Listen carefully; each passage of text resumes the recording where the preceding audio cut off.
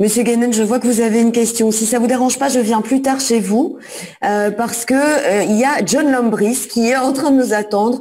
John, I apologize for being late. So sorry, but I think it will be the case with you also. So I think today we are not sticking to the timing because we have many surprises and we have many opportunity to talk all together, and I think it's also in this way that we like to have these sessions at the Academy. So I will actually give the floor to Jacques Romain to introduce you. So donc Jacques Romain, voilà, on va partir chez John Lambris aux États-Unis et il a été très patient jusqu'à présent, donc on va enfin lui donner la parole. Yes, indeed. John D. Lambris is the Dr. Ralph and Sally Weber Professor of Research Medicine in the Department of Pathology and Laboratory Medicine at the University of Pennsylvania. He studied biology at the University of Madras and received his PhD in biochemistry from the same institution. Dr. Lambris has been recognized as one of the most highly cited researchers in the field of research medicine. He has published more than 500 papers in peer-reviewed journals and is the editor of several books and special journal issues. Using the complement as a model system, he has applied concepts and methods embodied in engineering, computer science, physics, chemistry, biomedicine, and other fields to study the structure, evolution, and functions of the complement system. Interdisciplinary research is clearly more essential than ever, exactly as beautifully described by Jules Bordet in his famous aphorism, just mentioned again by Professor Santoletti. Dr. Lambris' innovative research is complement drug discovery is the way to the clinical advancement of the first C3 targeted inhibitor and the development of next generation complement therapeutics that may soon change the treatment landscape in complement-driven diseases with unmet clinical need. Dear colleague, the floor is yours. Thank you for this. Do you hear me? Thank you for this invitation. It's a great honor for me to present in this special event. And thank you, Philip, for expanding this cross-disciplinary view that Jules Bordet had. I have the English version here.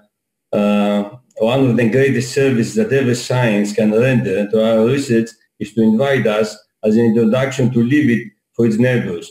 Actually, my talk will be dealing with a lot of cross-disciplinary approaches, and I'm going to spend a significant amount of time to describe the latest versions of the complement system, how we view it today, and what's the status of complement therapeutics. Actually, as I'm getting older, I feel, and despite that I have been 40 years studying complement, I feel that I know nothing.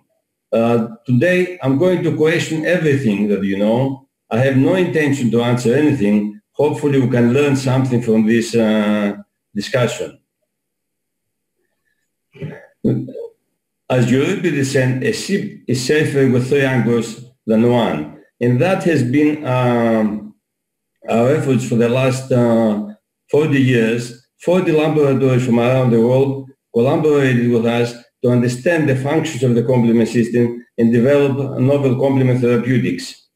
Before I move on, I would like to disclose my interest. Actually, I see this as my obligation to the society. I have an equity interest in Apellis. I'm founder of Amindus, 39 issued patents, 34 pending, and I spent close to $50 million of taxpayers' money.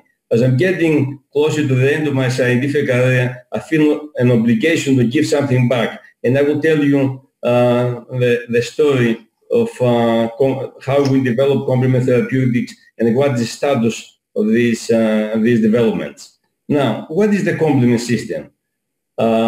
Actually, we spend a lot of time to understand the evolution of the complement system, and you can go down to several invertebrate species like sponges or sea urchins, and you will see that these animals are doing fine just with the complement system. They have more or less complete complement system, no antibodies and T cells.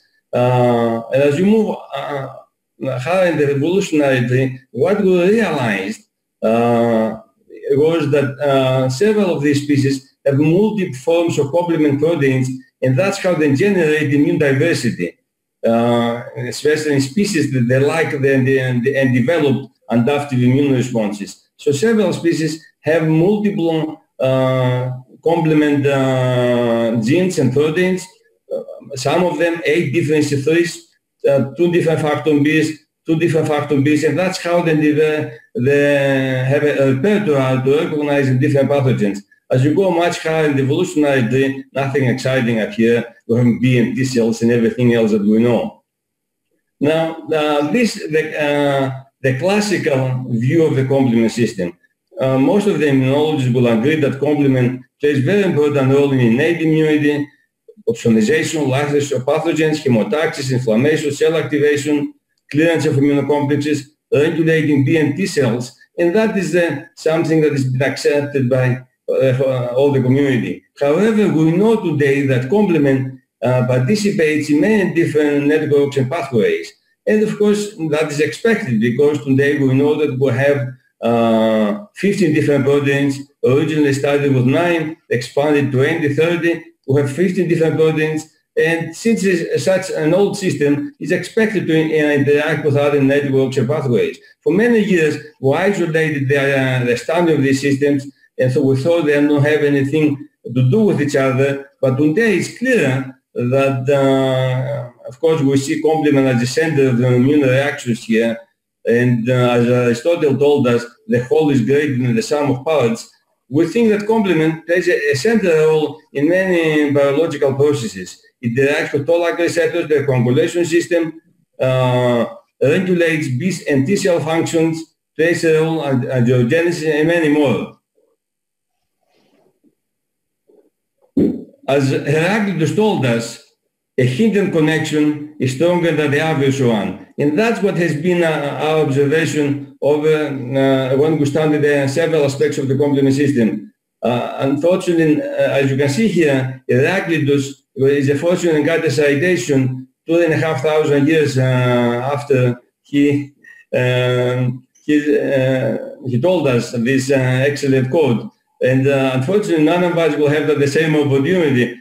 But I think Jules Baudet will be mentioned for many years for his contribution to science.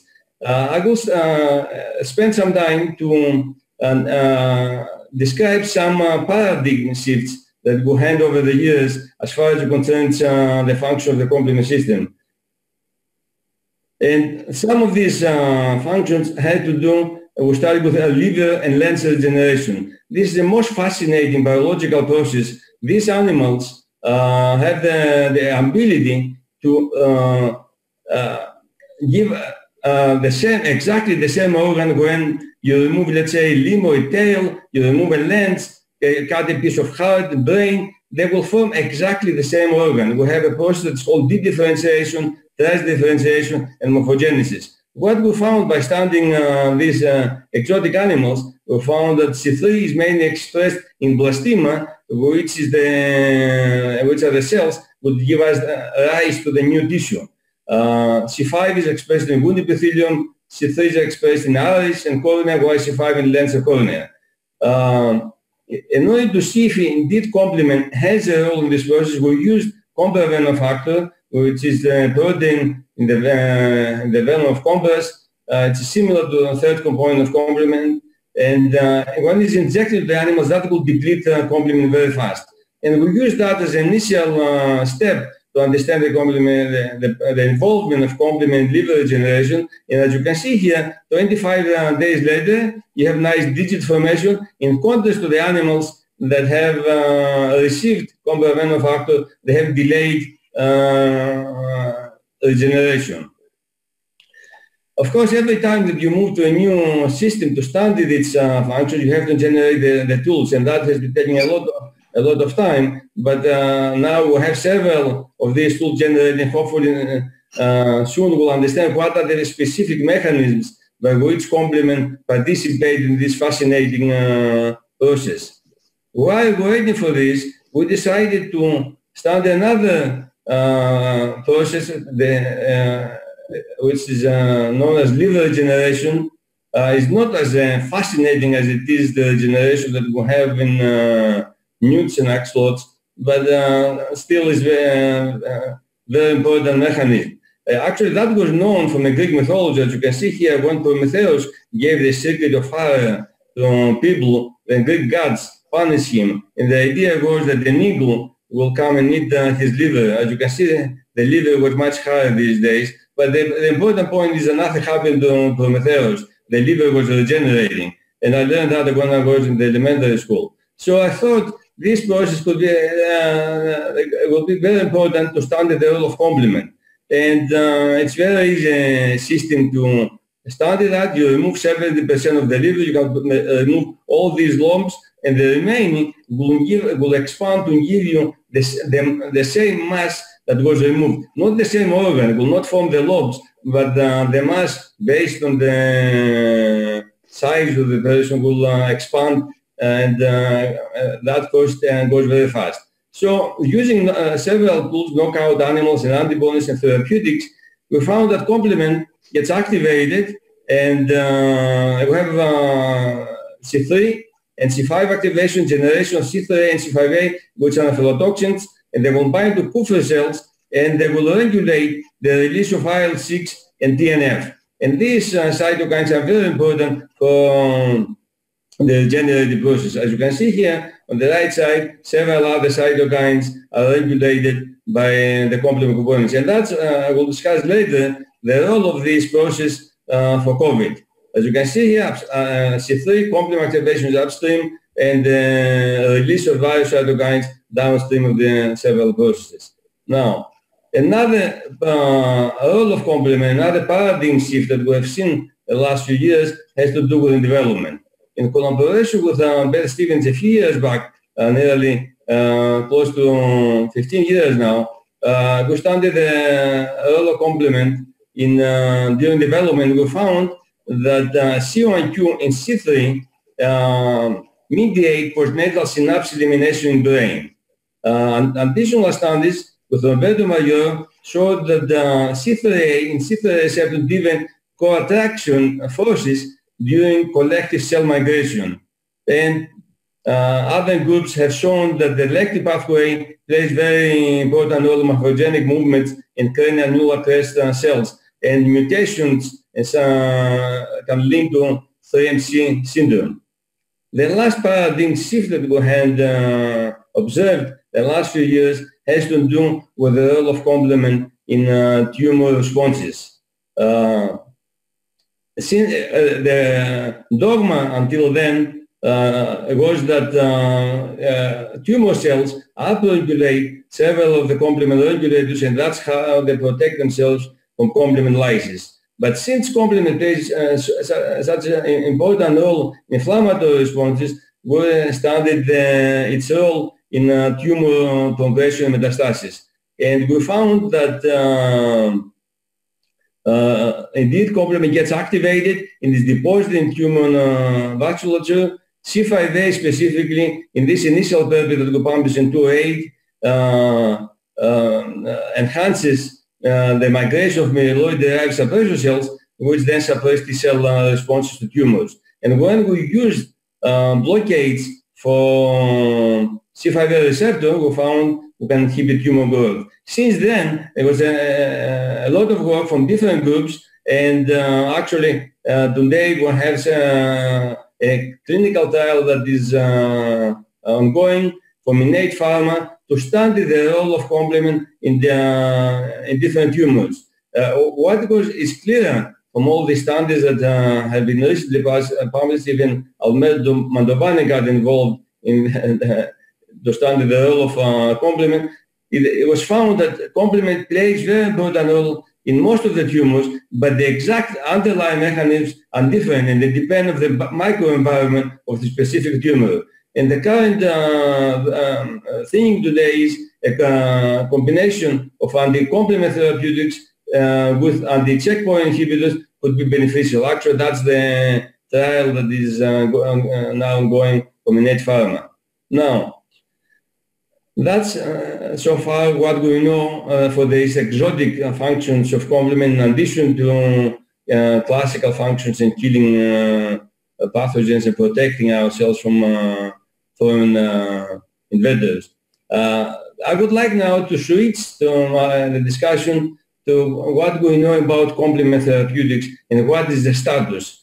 There are a lot of misconceptions and myths in the field, and I will discuss some of them, and I will give you some new insights on the status of complement therapeutics. These are the two special issues that were published recently, dealing exactly with that, reviewing the different approaches to develop complement therapeutics.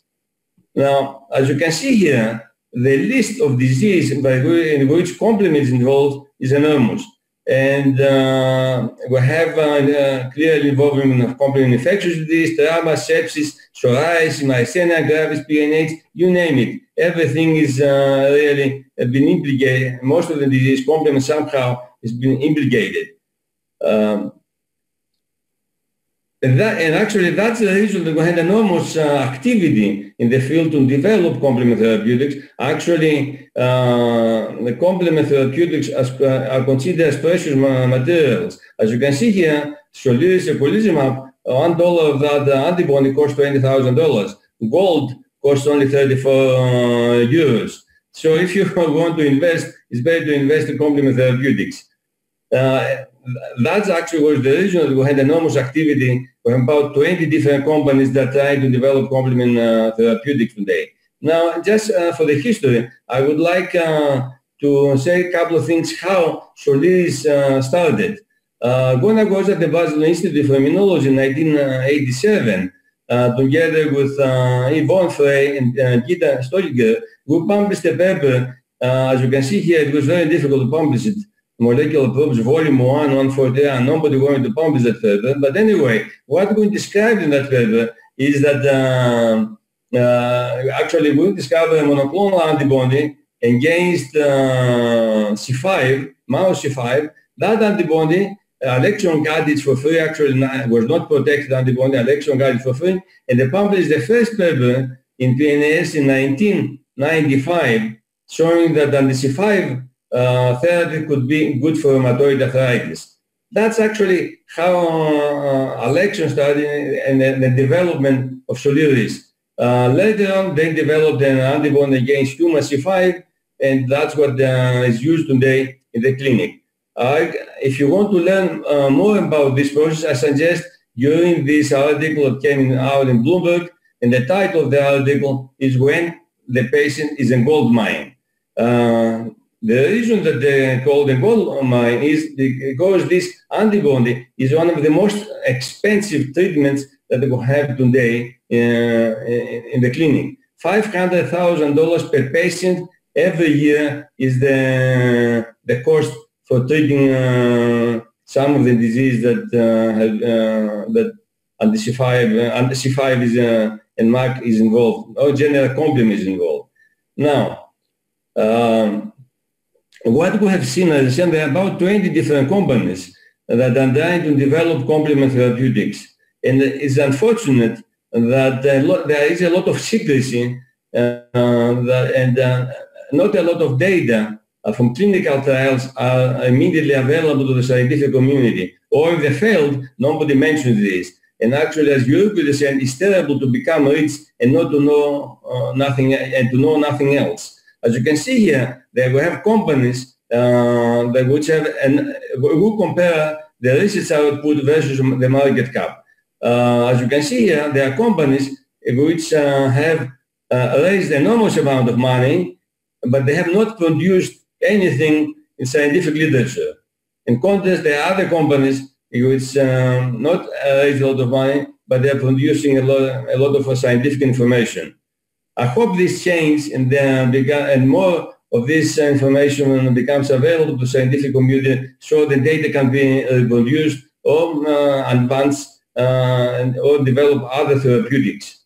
Now, here is a status of the current development. As you can see here, a lot of different compounds are tried from different indications, different stages of development, and hopefully soon we'll see more therapeutics in the clinic. The current status today is we have actually two therapeutics in the clinic, is the anti-C5, also called Soliris, and a new version that came out recently, and $500,000 per patient every year, and a C1 esterase inhibitor, which complement protein purified from plasma, and that's very expensive, $370,000 per patient every year, is used for hereditary angioedema, Soliris for PNH, atypical AGS, myasthenia gravis, and myelitis optica. The key question that comes up when you have a complex system like the complement system, what is the best step to inhibit complement activation? And if you read the scientific literature, unfortunately, it's polluted with a lot of financial interests, you find out that everyone tries to advertise what has been available. And for many years now, it was thought anything upstream of C5 will be damaging, will be harmful to the person that is receiving that therapy. But I will show you in the next few slides that this was a myth and did not relate to scientific evidence. We decided earlier on that it would be better to, if we want to inhibit complement activation, it would be better to stop at the C3 level, which is the key component, is a hub through which all the activations will go through. Now, we developed different, and I feel that in the long run it will be better to have different therapeutics attacking different steps of complement activation. You cannot have one jacket that fits all. It's better to have inhibitors which are used for specific indications. We develop different compounds to target various steps of complement activation. Today we'll spend most of the discussion for the so-called compstatins. What are the compstatins? The compstatins are small molecules, 13 to 14 amino acids long. They have similar size like a cyclosporine. The mechanism, of course, is different, and they bind to the third component of complement, and they worked only in humans and non-human primates. In collaboration with Peter Gross, we managed to get the structure of this compound bound to the target protein with C3, and we found out the mechanism of action is by binding to C3, inhibiting its interaction with the convertase, which is an essential step in the amplification loop.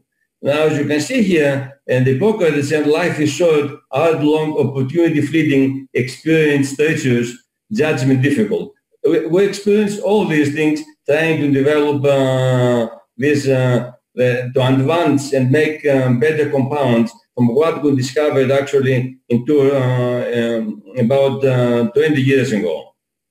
Actually, 33 years, 26 years ago. We use the phage display library, we pulled this small peptide, and since then, we spend enormous amount of time and money to improve the activity of these compounds. In 2006, we had an improved version of this small synthetic peptide which were pulled out of the phage library, and we had improved its affinity towards the target protein C3 about 206 times. This is the compound that was licensed to Apellis, and they're developing, they pancreated that compound, and that's what they're developing, and I will say a few things about the status of that development.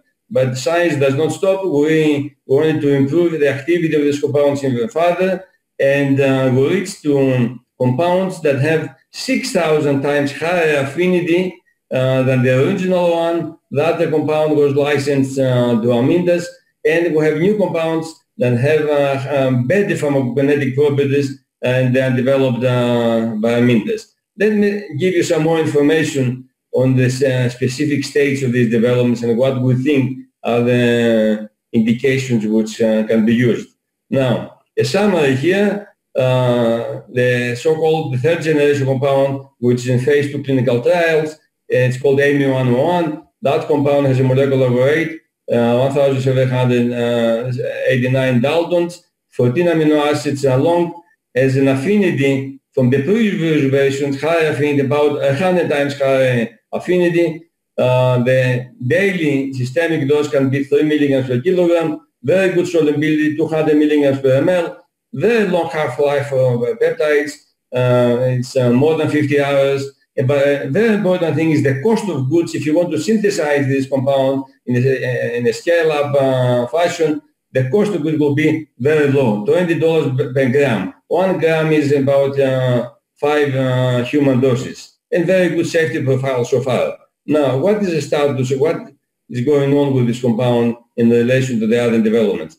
One indication that everybody actually is a very crowded area, and you see a lot of complement companies trying to develop therapeutics for PNH.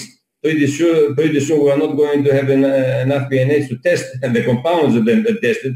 But I guess most of the companies going to develop complement therapies for PNH because that's the indication that Soliris was used as a first indication. So it's a rare disease, about 10,000 patients in EU and US, and it's a serious blood disease characterized by lysis of red cells. The PNH cells lack these two complement regulators, which are GPI active. They lack CD55 and 69, and that leads to the complement activation of the surface of the erythrocytes and lysis. So as I said, this is the first indication that Alexion tried Soliris, and the compound, the antibody, costs $500,000 per patient every year. Now, what is the mechanism by which erythrocytes getting lysed? There were two different mechanisms, and one is the so-called intravascular lysis, and the other extravascular lysis. When Soliris was tried, the scientists realized that the PNH cells can opsonize MOCI3, and that can lead to the extravascular hemolysis. Actually, you can see that better here in this schematic, where if you inhibit downstream of complement activation down to the C5 here level, you will inhibit the intravascular lysis. But if you go and inhibit upstream of C5 at the C3 level, you will block both the extravascular and the vascular. And that was in debate in the field for a very long time. It was, as I said before, the idea was actually that was presented in the scientific community that anything upstream of C5 will be damaging. But and here actually there are some of these experiments showing that indeed if you block with IMMUNOTHERAPIES, which is one of the C3 inhibitors, you have complete inhibition both in extravascular and intravascular lysis. And the second generation compound, the APL2, just completed phase 3 trials, and in comparison with Soliris, and they were shown that they are more effective than Soliris, and pretty soon it will be available in the clinic, and we'll see what is happening with more patients. But the idea is that we will have less dependence on transfusion, and clearly by inhibiting at both steps, it will inhibit intravascular and extravascular hemolysis. Now, related to this idea that upstream of C5 the complement inhibition could be more beneficial, I will say a couple of things that relate to neurological disease. It's clear that complement plays a very important role in several of neurological disease, and although the exact mechanisms are not clear, but is well established that apparently reactivate complement microglia axis promotes neurodegenerative phenotypes in CNS. And that is the reason that there is a lot of interest to develop complement therapeutics And there are ideas to use them in Alzheimer's, in schizophrenia, and many different diseases. But as I said, the exact role is not clear. Clearly plays a very important role to immune disorders like myasthenia gravis and myelitis optica. And here is the current status of complement therapeutics as far as it concerns this case. We will have Soliris, which is used for myelitis optica and myasthenia gravis. Now, Pharma together with UCB, they're competing by having an anti-C5 inhibitor, a small peptide that binds to C5. We have to see how that will go. But our feeling is that upstream of C5, it will be more beneficial. Here we have another trial that just started with a second generation complement inhibitors, the APL2 for ALS, and they're planning to enroll 200 adults, and we have to wait for their results. Now, why do we think going upstream of C5 could be more beneficial? The idea is that by blocking C3, you can block C3 deposition and phagocytic clearance, in addition to these classical functions of complement mark and generation of C5a, which can recruit neutrophils and eosinophils. You will block also C3a, which the anti-C5 doesn't block, and also, and more importantly, you could block, suppress the autoantibody response by B cells, in which C3 is involved but not the C5. But we have to wait to see what is going to happen with the new trials. Now, a couple of things about COVID. Although I don't understand French, but I thought, but I realized there was a discussion, a lot of discussion on the role of innate immunity or the immune system in COVID. I would like to say a couple of things about COVID-mediated ARDS. Back in April, we suggested and actually we encouraged the complementologists to spend more time and start different trials dealing with complement therapeutics in COVID.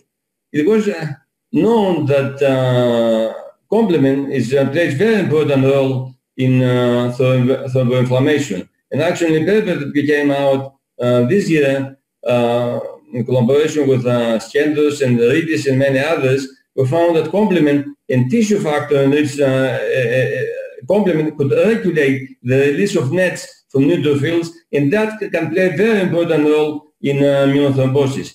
We suggested that it would be better to inhibit upstream the complement activation, which could regulate, as I said before, the cytokine release. I know many have been a lot of effort to understand how to understand the fire by studying the smoke. We thought it's better to go and study the fire instead of the smoke. And that's what we did actually in some initial studies. There are several clinical trials using complement inhibitors going on. Initially, we started a compassionate use program in Milan, San Rafael, and we enrolled 3 patients, and we found that using IMMUNOTHERAPIES, which is a C3 inhibitor, the response was excellent. And then we compared the results from San Rafael with our collaborators in Brazil, Rodrigo Carlado. They had treated 10 patients with eculizumab. And by analyzing different markers and biomarkers and the need for oxygen, we found that IMMUNOTHERAPIES, as the patients that received IMMUNOTHERAPIES had much better response than the patients that received eculizumab. We felt that inhibiting at the C3 level could be more beneficial. And based on that, we have obtained, of course, in order to see what will be the outcome, randomized trials have to be run. We got approval from FDA for a large trial, controlled trial in the States, similar approval from BfArM from Germany. And currently we are running a small study, 62 patients here in Greece, and we'll wait to see the results. But we feel that complement plays very important. and going upstream could be more beneficial. Now, a couple of other indications that we feel that complement therapeutics could play a very important role. One of them has to do with age-related macular degeneration, geographic atrophy, which is a chronic inflammatory disease of retina and a leading cause of irreversible vision loss in the industrialized world, highly prevalent condition in the elderly population more than 65, and at the present there are about 200 million individuals that have AMD. Has been a lot of effort, and some trials failed, and there are several trials, ongoing trials, using complement therapies on the C5, on the C3, and APL2, which is the second generation compstatin, was tried in 246 patients with very encouraging results. Actually, there's a much larger phase 3 trial going on, and we'll see what is going to be the outcome. But this is a very important indication. Several complement components are working in that area. Now, of course, what will be the optimum in this most, let's say, in the AMD, as you know, most of the injection, the VGF or the APL2, they're injected every month or every 45 days. And of course, patients are not happy with that. We have developed a version of compstatin which has an eye residence time up to 6 months. We feel that these fourth generation compounds would be more beneficial. As you can see here, this initial studies, single injection maintains the saturating dose above C3. Here was 90 days, now we have data up to 6 months, and still we have saturating the amounts to inhibit C3 and goes in the back of the eye. We feel that could replace many of the inhibitors that are tried now. The last indication, I think, that we feel is very important has to do with periodontal disease. Periodontitis is a common inflammatory disease that is induced by tooth-associated biofilms and links to the destruction of tissues that surround and support our teeth. It's a highly prevalent. 47% of the adults in the US have some form of periodontitis, 8.5% severe periodontitis, and that is associated many times with systemic complications like atherosclerosis, rheumatoid arthritis, pregnancy complication, and diabetes. Now, for the last years, in collaboration with Joseph Hasenkalis and other colleagues, we try to understand what is the role of complement in periodontal disease. It's clear that bacteria are necessary but not sufficient to cause the disease. And what we found is that the host response is that it inflicts damage upon damage to the tissue. Since complement plays a very important role in these inflammatory responses, we studied the role of complement, and we found that indeed inhibition of complement C3 inhibits the inflammatory response and actually kills the bacteria, which is opposite to what we've been thinking for a long time, that if you inhibit the complement, we'll have more infections. That is not the case here. By inhibiting complement, inhibiting inflammation, you kill the bacteria because they need the inflammatory response to survive. And based on that, we did several studies in non-human primates where we injected the compound different ways, once a week, every other day. But the important thing, as you can see here, all the clinical parameters that then got improved while we're inhibiting, when we're injecting the compound, and that lasted, as you can see here, 6 weeks more from the time we stopped the injection. As you can see, all the parameters, the classical parameters got improved. You can see here how it looked before, the tissues around, and how it looks after. So based on this, of course, as you can imagine here, this effect can be more obvious if you brush the teeth. As you can understand, non-human primates, monkeys do not brush the teeth often. But based on this data, we decided to run a trial, a phase 2 trial. Actually, the enrollment is completed. It was done the States. This was the PI in Boston. and we're waiting to see the results. The enrollment is completed, and based on that, but we feel if we can reproduce the non-human primate data, that can be a very interesting approach to treat periodontal disease. Now, I will finish by trying to discuss some of the myths that have been around and have polluted the field for a long time. One of the major questions that came up was whether it's feasible to inhibit at the C3 level. C3 in plasma is about 6 micromolar, 1 milligram per ml. C5 is 50 micrograms per ml. And everybody was saying it will be impossible to inhibit at the C3 level because you will need huge amounts of the compound. Of course, they were bringing cost, administrations, many different things. And the second issue, the second myth, had to do with safety. For a long time, we thought that these discussions are mostly hypothetical, and these concerns need to be seen in the right context. Here is what we know today as far as it concerns the risk. And based on the APL2 data that PNH patients received APL2, C3 inhibitor for a long time, there is a very good safety profile. There are no concerns when you deal with acute treatments, when you want to inhibit, let's say, in COVID for 2 weeks. There are no concerns. And most of the ideas that came out that if you inhibit complement, you will have more infections, came from C3 deficient patients. But it's clear the phenotype is not uniform. And it's known now that this increased susceptibility is mainly during childhood. When the immune system is developed and complement plays an important role for that, then there are other mechanisms which can mediate the bacterial killing. Another thing that is important to keep in mind is that the long-term pharmacological C3 inhibition may not be the same as C3 deficiency that you have from the time that you were born.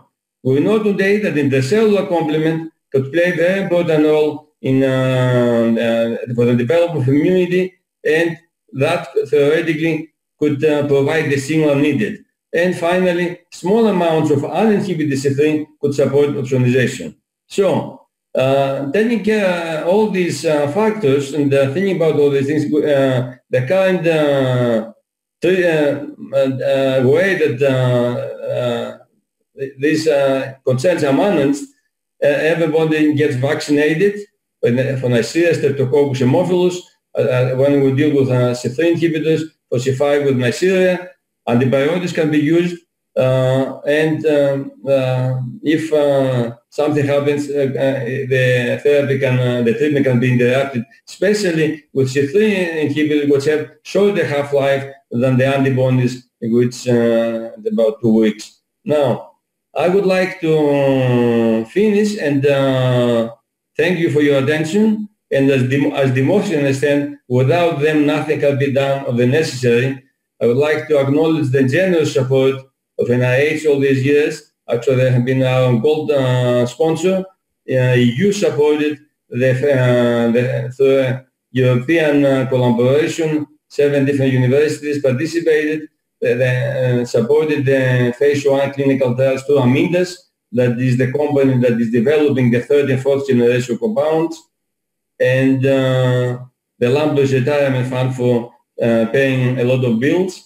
And I'll leave you with this slide and invite you to come to the complement if you want to learn more about complement therapeutics, to come to the meeting that we have in Iran. It was planned to have it this June, and it was dedicated to Jules Baudet. Unfortunately, we did not have that, but we're going to have this June. So please come and join us in Ioannina.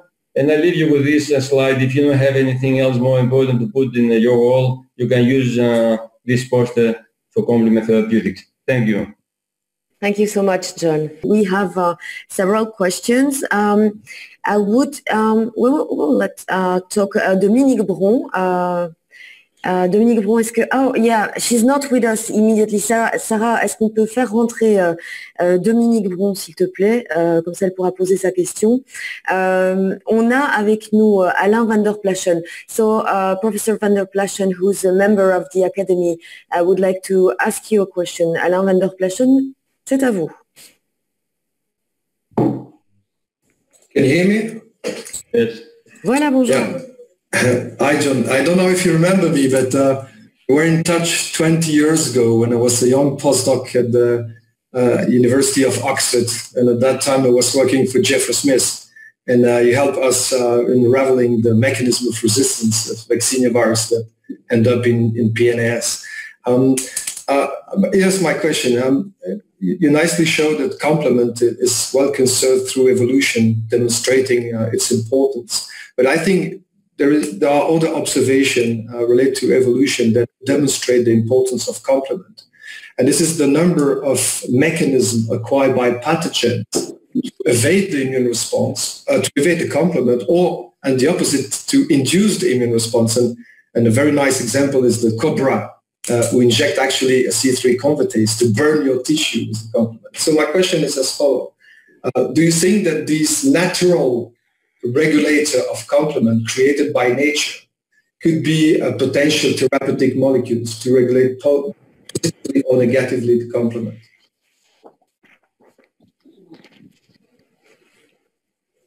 Yes, of course I remember you. But you used to be young. Yeah, and I had long hair at that time. And no beard. Yeah. Of course, these molecules that the different pathogens have could be used as therapeutics. Actually, Akari is a company that is using one of these from ticks that inhibits C5. Vaccinia has a fantastic, smallpox, fantastic complement inhibitors. If we find a way not to generate antibodies against these proteins, it's fantastic. Staphylococcus aureus is fantastic inhibitors, and we spend a lot of time over the years to see if we can use them. But as you know, you have antibodies against stuff. You have to see case by case. Well, find a way to use that information because they're fantastic inhibitors. They're much better from the ones that we have designed. Yes, I fully agree. Thank you. So, John, we have a second question from Dominique Bron, who's actually working at the Jules Bordet Institute. Bonjour, Madame Bron. Yes, I will ask my question in English, and I am actually proud to work in the Jules Bordet Institute today. And thank you for this nice update about the complement. I am hematologist in Jules Bordet, and my question is related to aging and inflammation because it was with the COVID, and I wanted to ask you because in older patients the cardiovascular problem and thrombosis are more common above 75 years old. And did you know if there is an increased risk of C3 activation in older patients above 70 or 75 years old? The role of complement in aging is not clear. Clearly, several of the immune responses change as we age. Now, I will not be surprised. The problem with a lot of these measurements are technical problems. It's very difficult to measure very small changes that we have in the system. And usually, even if you inject an antigen-antibody complex to an animal, you don't get 100% activation. You get very small activation, maybe 2-3%. Even in COVID, we see up to 10%, which is a lot. But usually, you have very small degree of activation to measure this systemically. What is happening locally is completely different story, but nobody measured the local effects. As we have seen in AMD, that complement plays very important role, or in the cancer again plays very important role. These are small changes that take very long time. So you have an accumulation of these effects in the long run. So if you go and measure now what is happening in someone in a week, you will not going to see any difference. But as far as it concerns the COVID, as I said, that we have about 10% activation. It was not analyzed if the older population has more activation, but this is a very important question. But I don't think we have the tools really to say what, to measure exactly what is happening with small changes, especially changes in the tissue. We are not going to measure systemically, but systemic is very difficult to analyze it. Thank you.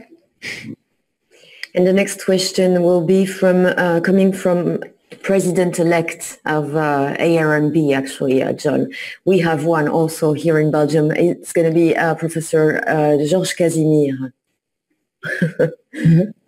Oui, en fait, c'était une question au professeur Cavaillon, en fait, que je voulais poser.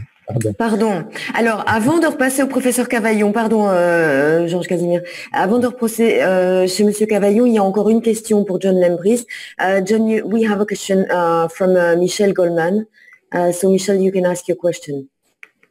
Yeah, John, thank you very much. It's quite impressive to see, the number of diseases and processes in which complement is involved, and to see that the reason why it's a therapeutic target in so many different disorders. So I'm really wondering, probably Bordet would have been able to predict many of those, but there is an area in which I guess it would have been more difficult for him to predict, which is the field of autoimmunity.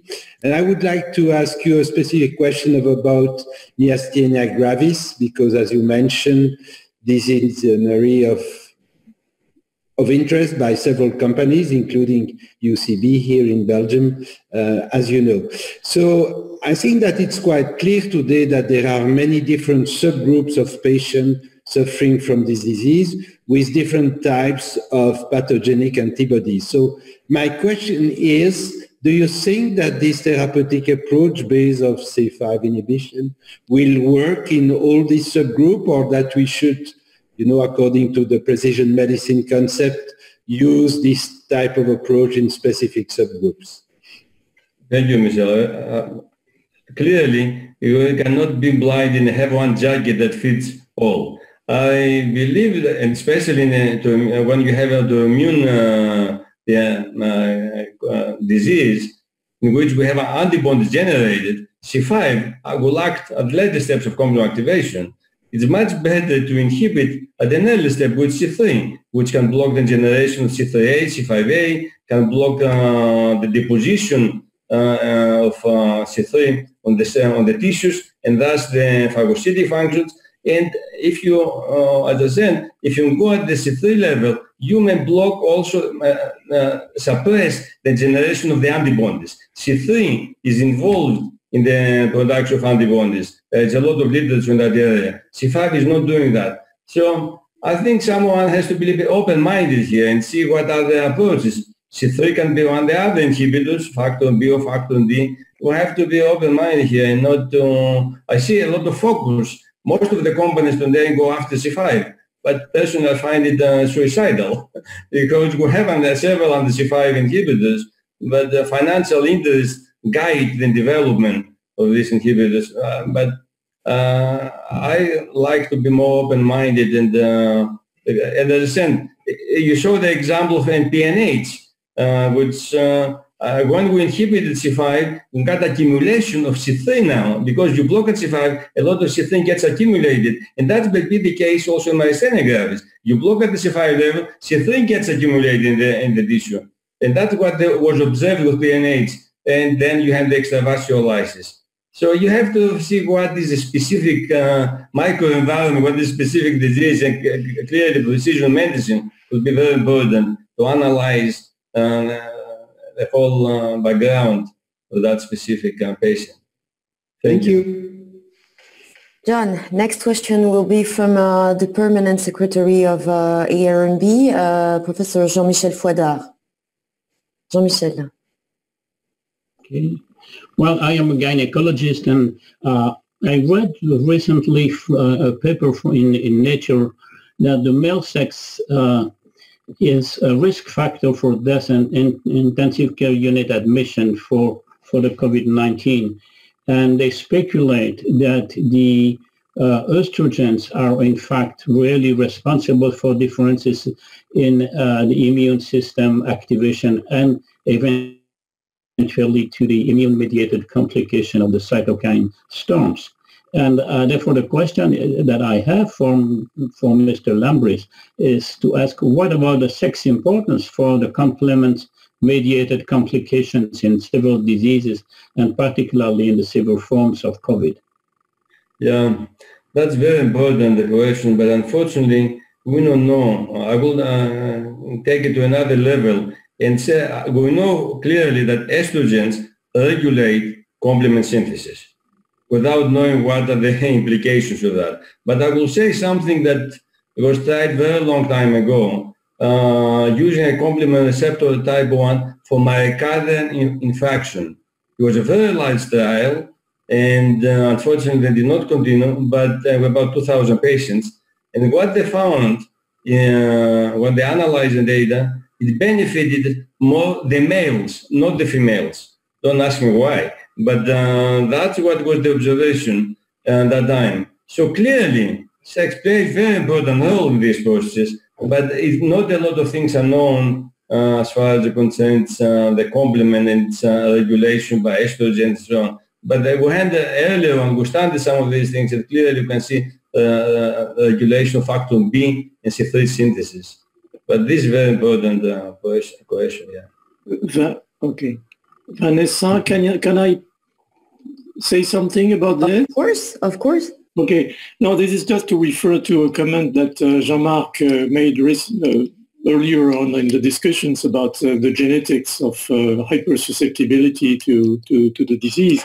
I mean, the papers that are coming out now, especially from the group of Jean-Marc Cadavera and collaborators, show that there is something in relation to regulation of expression of interferon type 1, and that's about 5% of the severe cases, and 10% of the severe cases would be also in relation with interferon type 1, but with what Jean-Marc was alluding to, which is the production by these people of antibodies, autoantibodies against interferon type 1. So altogether, that's already 15 and maybe even more % of the number of people making severe forms. And to come to the point that it seems that a lot of the mutations in all this group of elements, which are sort of innate or inborn mutations that fragilize people, are located in the X chromosome. So that might explain the higher susceptibility of a part of the effective of people doing severe forms belonging to the male side of things. I thank you, Philippe Sansonetti. And of course, yes, do not hesitate to add something to the discussion if you have something to say. I would like also to tell the members of the Academy that I see some of you connected and who have a very important background on this question we are discussing. So you never have to hesitate to enter in the discussion and ask also to participate. Si vous avez encore des questions d'ailleurs, envoyez-les. On va revenir à présent vers Jean-Marc Cavaillon et avec le professeur Casimir. En attendant, n'hésitez pas à envoyer vos nouvelles questions. Merci. Merci beaucoup, Vanessa. D'abord, merci aussi aux orateurs pour ce magnifique panorama immunologique et pour cet hommage à Jules Bordet. J'avais une question relative aux marqueurs inflammatoires qui permettraient peut-être dans l'avenir de cibler les populations à risque, parce que finalement, dans la routine usuelle, nous n'utilisons pas encore dans nos feuilles de laboratoire de clinique les marqueurs inflammatoires. Or, on sait que dans la tempête cytokinique, les patients ont notamment des taux particulièrement élevés d'IL-6 et que de manière tout à fait opposée à ça rejoint un petit peu d'ailleurs à la question sur le sexe aussi, quand on regarde les cohortes de Bonafé, par exemple, sur des centenaires mâles, c'est-à-dire finalement des hommes très âgés, ce qui n'est pas usuel, puisque finalement la longévité des femmes est davantage importante que celle des hommes, on constate que leur taux d'IL-6 est particulièrement bas, ce qui est aussi le cas d'ailleurs chez les femmes. Et donc, je me posais la question de savoir si vous pensez que dans le futur, des marqueurs inflammatoires permettraient de cibler des populations à risque, je dirais pratiquement dans une prise de sang de base qui pourrait faire partie d'une certaine manière, je dirais dans l'avenir, du panel d'informations qu'on pourrait tirer pour protéger davantage certaines personnes que d'autres. Oui, merci professeur Casimir pour cette question. Il se trouve que j'ai beaucoup travaillé sur les marqueurs de l'inflammation dans le sepsis, donc je suis tout cela avec intérêt.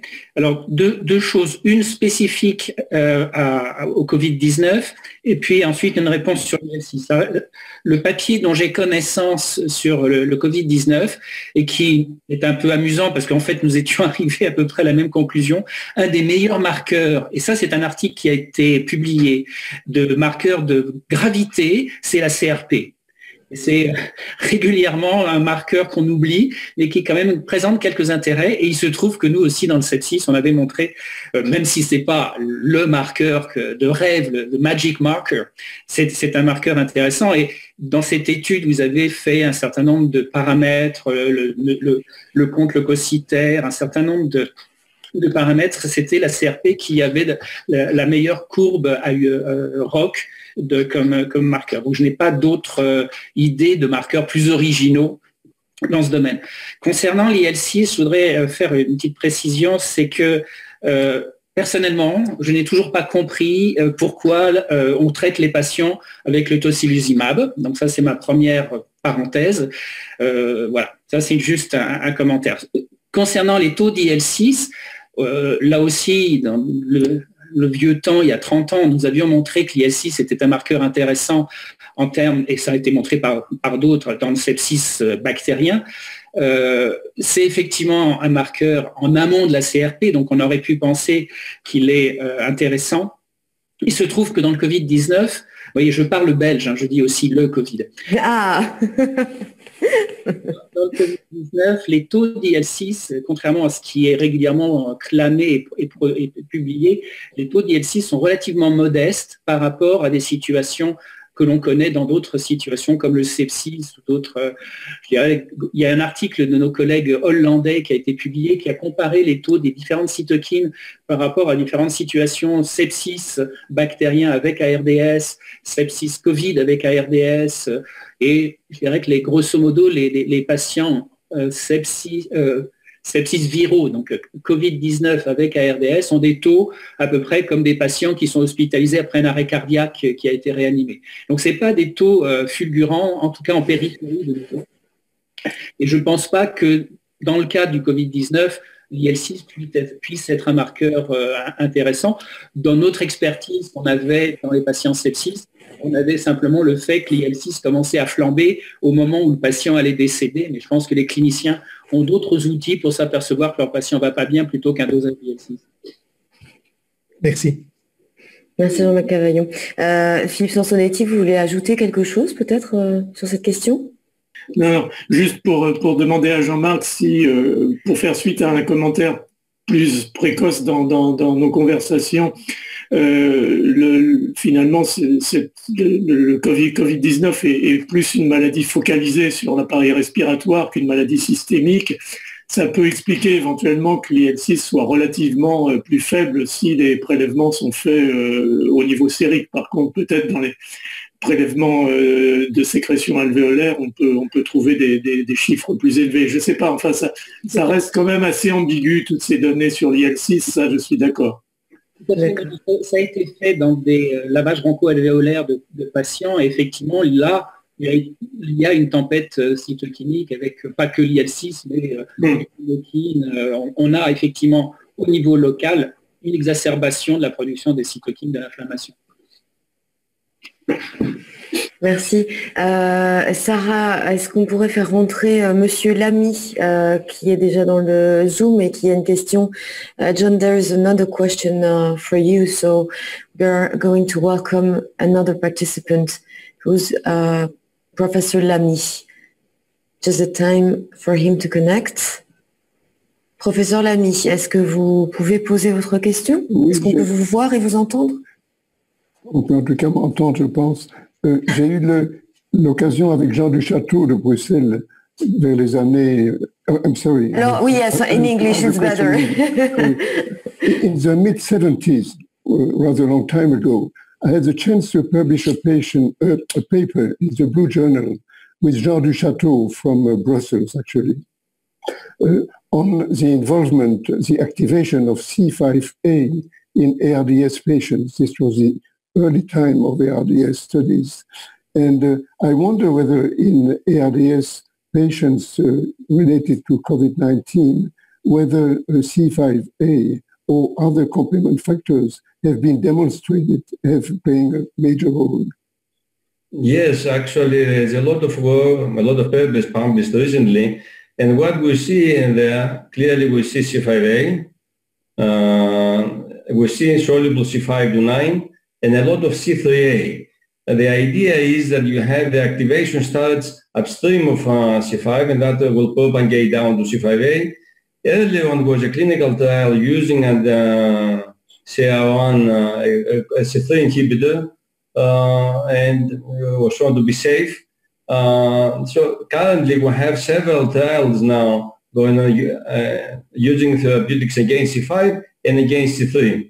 We feel from these initial studies that C3 inhibition could be better because C3 could modulate net formation and other inflammation processes. But we have to wait really for the trials to come out. But there is a lot of literature in the past that you know it better than me, describing the generation of C3a and C5a in ARDS. But we felt since it's an acute treatment, there are no safety concerns. It's better to inhibit at the C3 level. Thank you very much. Mm-hmm. Merci, Monsieur Lamy. Thank you, John. And the next question, and I think this is going to be the last one, except if you guys, sorry, if you, Professor, ask another question on the chat. Sorry about that. So Yves Carlier, bonjour, vous avez une question. You have a question for John. Yves Carlier. Yes. Yeah, you hear me? I would like to know, what do you think about the hyperglycemia as a marker of severity in COVID? I did not hear which one. Monsieur Carlier, vous vous êtes muté à la fin, donc soit vous vous démutez, soit je pose votre question. Ah, mais moi, je veux pas votre question. Voilà, je vous laisse la poser. Voilà. I would like to know, what do you think about the hyperglycemia as a severity marker in COVID? We have seen a recent publication on this point. What do you think about that? Honestly, I cannot say a lot of things. The colleagues here, they are more experts in that area, could say something, but I'm not familiar with that. Alors, qui pourrait aider John, soit dans les orateurs du jour, les panélistes, ou bien dans les membres de l'académie? Qui peut nous aider à répondre à cette question de Monsieur Carlier? Il n'y a pas foule, hein? Ok. Bon, mais Monsieur Carlier, je suis désolée, c'était une excellente question. C'est souvent celles qui n'ont pas de réponse qui sont excellentes. Mais je ne sais pas comment faire pour vous. Si on a un nouvel orateur dans quelques semaines, peut-être il pourra vous aider. Gardez-la bien en tête. Et on essaiera d'y répondre dans les prochaines semaines. Je pense qu'on va en rester là. We have no more questions for you, John. So thank you so much for this conference and for sharing all this knowledge with us. Je voudrais, avant de passer la parole au professeur Fouadard, puisque c'est ma dernière occasion de vous parler de cette année, vous remercier tous les membres de la RMD pour l'accueil que vous m'avez réservé au cours de ces séances et pour toutes les jolies choses que j'ai pu vivre avec vous. Je vous souhaite le meilleur pour l'année à venir et avant de vous quitter, évidemment, je vais passer la parole à votre secrétaire perpétuel, le professeur Jean-Michel Fouadard. Jean-Michel, cette année, cette séance, ce ne sera pas énormément d'annonces à faire. En fait, c'est plutôt faire un bilan de l'année, remercier et encourager pour l'année suivante. Exact.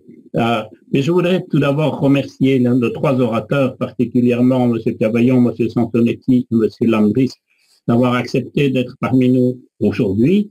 C'est un magnifique séminaire, c'est un florilège qui montre bien l'importance de l'enthousiasme de la recherche et qui montre l'actualité des travaux de Jules Bordet. Je voudrais rappeler que ce qui a été dit par l'arrière-petite-fille de Jules Bordet, enthousiasme est le maître mot.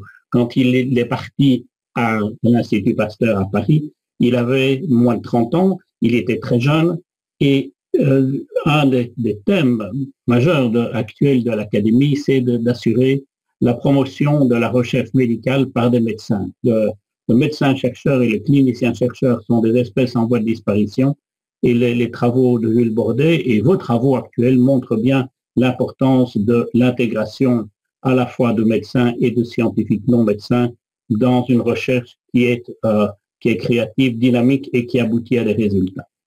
Je voudrais, pour les membres de notre académie, rappeler qu'initialement, nous avions prévu un séminaire en présence, effectivement, de Leur Majesté, de 2 jours, mais que nous avons été battus par le virus. Nous avions prévu également avec le musée de l'ULB de refaire une exposition Bordet, mais cette fois de l'organiser dans les jardins de l'Académie sous une forme tout à fait innovante. Nous avons de nouveau dû déclarer forfait et toutes les initiatives qui ont été réalisées par l'Institut Pasteur à Paris d'organiser de magnifiques, également une magnifique exposition, ainsi que des réunions ont dû être modifiées par le virus qui nous ennuie. Il n'en demeure pas moins que cette collaboration avec Pasteur et avec le Collège de France est essentielle et je désire remercier Michel Goldman qui est véritablement le trait d'union entre l'Académie de médecine et ces prestigieux instituts. Les conséquences économiques, sociales et politiques de la crise sanitaire actuelle n'ont pas été évidemment évoquées dans ces séminaires ce matin, mais elles le seront très rapidement. Parce que dans un mois dans un mois à peu près, grâce à une initiative entre le Collège de France et le Collège Belgique, des webinars seront organisés et qui seront consacrés aux aspects médicaux, mais orientés vers le grand public et également vers les conséquences économiques, sociales, politiques de la crise sanitaire. Je ne sais pas si vous avez eu l'occasion de voir cette récente présentation par la BBC d'une émission qu'ils ont réalisée en 2018 sur la crise espagnole, à l'occasion du 100e anniversaire de la crise espagnole, qui est en fait une crise américaine, qu'on a appelée espagnole pour ne pas heurter les Américains qui en 1917 venaient rejoindre les forces alliées. Et comme les Espagnols étaient neutres, mais on a appelé ce virus la grippe espagnole. Mais ce que ce document démontre parfaitement, c'est qu'en un siècle, on n'a pas fait de progrès. Les réactions politiques, sociales, le vécu par la population, la résistance aux mesures de confinement, tout cela existait au cours de la crise espagnole. Alors, je pense que début 2021 sera une année extrêmement intéressante et enthousiasmante.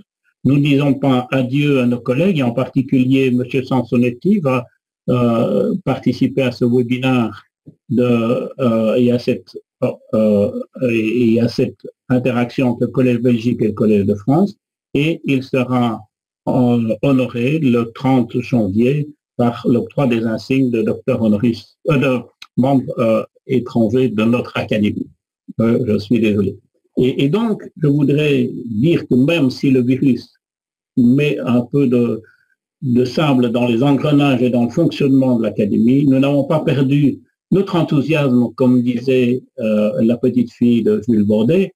L'académie n'est pas constituée de cacochines, mais elle est constituée de scientifiques extrêmement passionnés, passionnants, et qui organisent des séances de très haut niveau grâce aux nombreuses interactions internationales qu'elle peut organiser.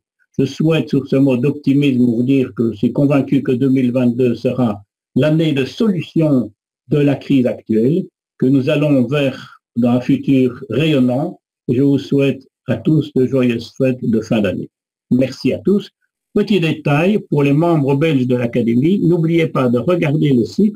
Nous y avons résumé et répété la liste des prix qui sont nombreux et qui sont octroyés par l'Académie, depuis des prix destinés aux jeunes chercheurs de moins de 35 ans et qui ont un montant limité à 5 000 euros. Vous avez des prix pour des chercheurs plus chevronnés jusqu'à l'âge de 40 ans qui, en moyenne, valent 10 000 euros. Et puis, vous avez des prix plus prestigieux de 18 000, 20 000, 25 000, 50 000 euros. Et n'hésitez pas à postuler. Pour gagner, comme l'écrit le logo de la Loterie nationale, il faut jouer. Donc, participez. Merci beaucoup. Merci. Merci beaucoup. Jacques Romaine, quand même, le mot de la fin, Président. Oui, merci. Il me reste à remercier à nouveau nos trois orateurs pour leurs brillants exposés et vous tous pour votre participation très active à cette séance qui est vraiment mémorable. Je voudrais signaler que la prochaine séance de la RMB aura lieu le 30 janvier 2021. Elle sera consacrée, comme déjà dit par le secrétaire perpétuel, à l'accueil des nouveaux membres et à l'installation aussi du nouveau président 2021 de la RMB, le professeur Georges Casimir. Voilà, je vous souhaite un excellent week-end et aussi d'agréables fêtes de fin d'année. Prenez bien soin de vous et de vos proches et à l'année prochaine.